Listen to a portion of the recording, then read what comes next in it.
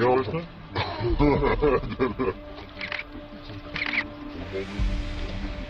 Şey ağırmaş. Ne oldu? Senin oldu. Bu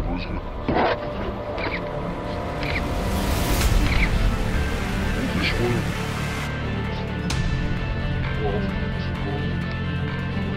Hadi. Nasıl düştü? Dedik içine sığ oldu. Ucunu hep kaynırmaydı.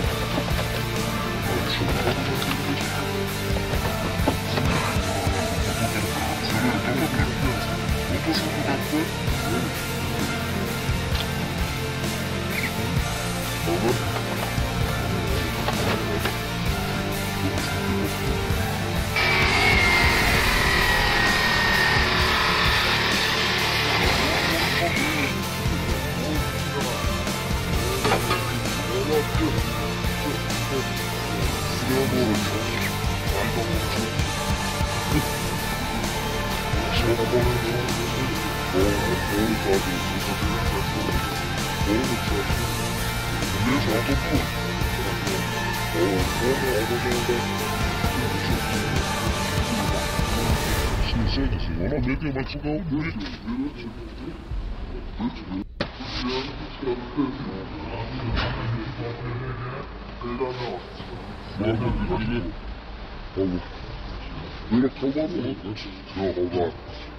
Эгер баңгизаттын таралышы же аны таратуучулар туурасында маалыматыңыз болсо, ишеним телефонуна билдирип коюңузду суранабыз. +996 312 66 07 10 +996 551 66 07 10 +996 706 66 07 10